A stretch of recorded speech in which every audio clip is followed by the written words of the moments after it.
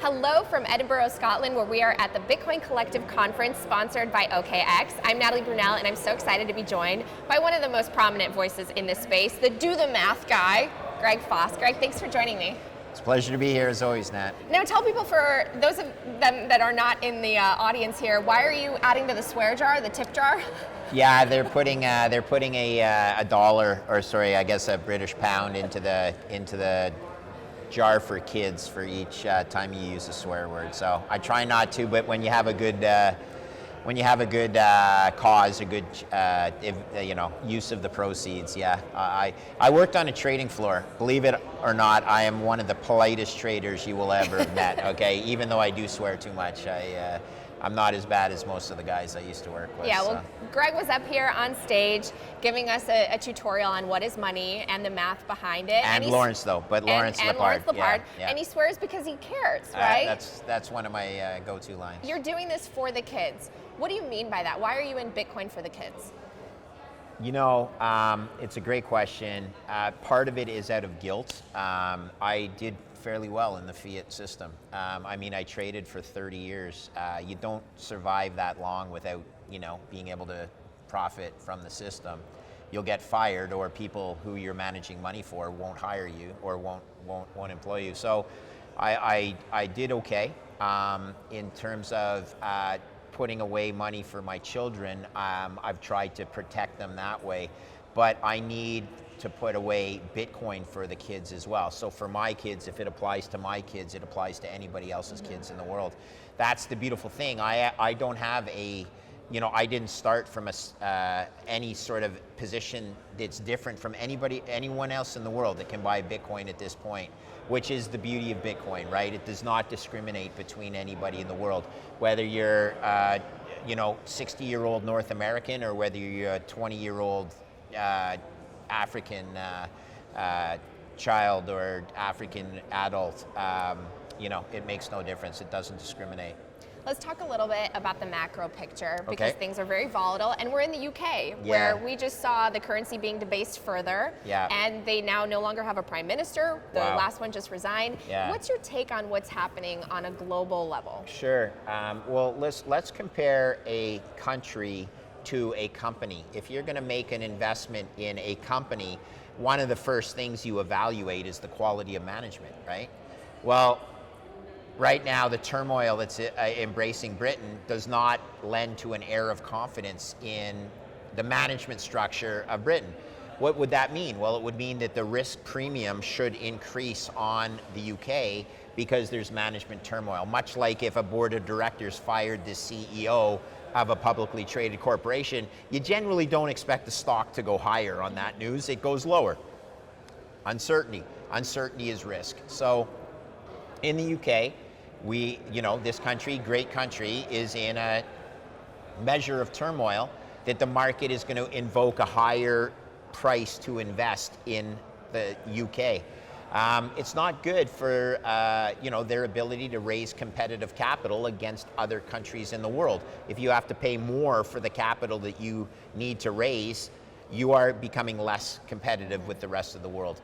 I don't want it to be the case that that Great Britain, an incredibly beautiful country, is on its way to becoming less important in the world, or even in a worst case scenario, some measure of failing. But it is what it is. You can't argue with these facts. Well, everyone talks about something in the system breaking. You've said on multiple podcasts, things are cracking, they're starting to break, and England arguably maybe was that first bigger crack. Will this cause a Fed pivot? I mean, what's next? When's it going to really break? You give a target, but never a time, right? That's one of the trading adages. So I know it's going to break. I'm just not going to tell you when, because I'm not smart enough to tell you exactly when. But it's a progress, right? So don't forget what the UK is dealing with now. Lesser privileged countries have been dealing with their entire lives, right? Like Argentina has defaulted 4 times in my career. Think about that. And Argentina is a G20 country, so all we've really done is move the risk up to the G7 nations of the world. That's when it becomes serious. You could argue that the US is, or the UK and the US are the world's greatest allies. If the US sees this happening to the UK, does it make them move towards a pivot? I think it does. But that being said, I'm surprised by some of the actions of the Fed up until now. So I'm not about to predict whether this is a catalyst for the Fed pivot. I just know that any rational investing human would say it's not good, and this is another step in the direction of the dominoes falling, or the the ultimate collapse. Well, what you do predict is all paths lead to Bitcoin. Thanks. Because the Fed is sort of backed into a corner, right? On one level, hyperinflation, on the other, a total deflationary bust collapse. So where do you see Bitcoin headed in the next maybe 6 to 12 months? In terms of price? Just in terms of adoption, price, so that's anything key. at all. Yeah, so adoption, absolutely, everybody's going to, the adoption curve is going to accelerate. Why? Well, what's happened in the UK, this is why Bitcoin. This is why Bitcoin was designed. Thank goodness there's a solution for the UK right now. So adoption will increase. Resistance by the traditional fiat clowns will increase as well. So you'll hear more FUD, you'll hear more Jamie Dimon talk about, I like blockchain, but I don't like Bitcoin, which indicates he is either conflicted and smart, or he's just plain stupid. I happen to think it's the first, that he's conflicted and he wants to, keep his fiat Ponzi running. So education is key. Young kids, I mentioned on stage earlier, it's brilliant to be here meeting young kids who are, going to change the world, including yourself. I mean, I'm twice your age. I know that you are going to do so much more for the world in the next 25 years that, well, I'm not going to be around for that long, I knock on wood, but the truth is we need to hand it off to the younger kids of the world, right? Well, I love that you focus on that, and you also want other countries, the people in emerging markets, in developing nations, really to get access to this type of technology. What do you think about that in terms of just Bitcoin being adopted on a global level, maybe in other countries, even before the G7s and even before places like the US? Well, I really love what's going on in Central America with El Salvador. Let's hit a very salient point. The only thing you hear in the mainstream media about El Salvador is they lost $50 million on their Bitcoin position. Now, it's a mark-to-market loss. They didn't sell it. But even though they lost $50 million, well, here's what you don't hear, is that their $28 billion economy grew by 10%, mostly because of Bitcoin. So tourists, remittance payments, removing the credit card fees on Bitcoin transactions, etc. They grew their top line revenues by 10% on 28 billion. Let's make sure we understand what that is. That's 28 billion is 28,000 millions. Oh no, hold on. It's help me out here. But the point is, they grew by 2.8 billion. So it's 2,000. And they lost 50 million. Yeah, it's 2,800 millions. Okay, and because it's 2.8 billion. So they made 2,800 millions, and they lost 50 of it. Exactly. Okay, so by my math, they're up 2.75 billion. I think that's pretty good. All right, but you'll never hear that in the mainstream media. Well, let's talk a little bit more of the math, because right now, one of the slides that you had at this conference was the debt versus the GDP, the actual productivity. So what is the math right now that we're looking at, and how does Bitcoin's math fit in? Yeah, well, the reality is we're in a debt spiral. So that was Lawrence Lepard's math that you can see on his Twitter feed. Okay, so he'll have those slides that we presented. It's as simple as this. The total debt burden versus the ability of the economy to grow with that debt burden and that economy is your tax base. If this is 4 times as large as your economy, and this is paying an organic coupon 4 times, let's say a 3% number, even, let's be honest, US 10-year rates are at 4.5% now. So 4 times 5% as a global coupon. Do you think your denominator will grow at 20% to keep pace with your numerator? Nope. No.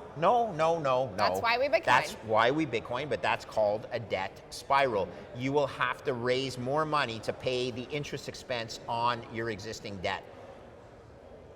If you were if the USA was a corporation and the credit rating agencies rated the USA like they do a zombie corporation, well, the USA is a zombie country rather. They don't cover their interest expense even 1 time, and yet that's what they define zombie companies as. I hate to say it, The USA is a zombie country. Oh, and they're the best zombie country in a sea of other zombie countries. Not good. One thing I wanted to talk to you about that I've never really heard your take on is the competing narratives out there with other currencies that exist. Okay. Central banks will likely be pushing central bank digital currencies, but also there's going to be this narrative, I believe, of proof of work versus proof of stake. One's more environmentally friendly after this merge. What's your take? So you have to understand that, firstly, Bitcoin is the only digital asset that solves the fiat Ponzi for one very simple reason. It's got defined supply. Okay? No other digital asset has defined supply like Bitcoin. So that's the first thing. The second thing is the decentralization component and proof of work versus proof of stake, which is basically centralized fiat. Oh, well, we already have that problem. Ethereum is centralized fiat. A lot of people don't understand it. They can change their protocol with a certain level of voting majority. We already have that problem. We've lived through it, okay? I just absolutely advocate Bitcoin and proof of work as the only solution to the fiat Ponzi that we have ourselves in. You're allowed to mess around in other shitcoins. I'm not going to tell you not to. Just understand what you own Bitcoin for. The biggest problem there is. Central bank digital currencies are just going to be digital fiat with surveillance. I'm not happy about that. I call it digital dictatorship. Okay, I would agree with that, Nat. All right, thanks so much, Greg. Okay, We've my loved pleasure. having you. Yeah, thanks so much for everything you do as well.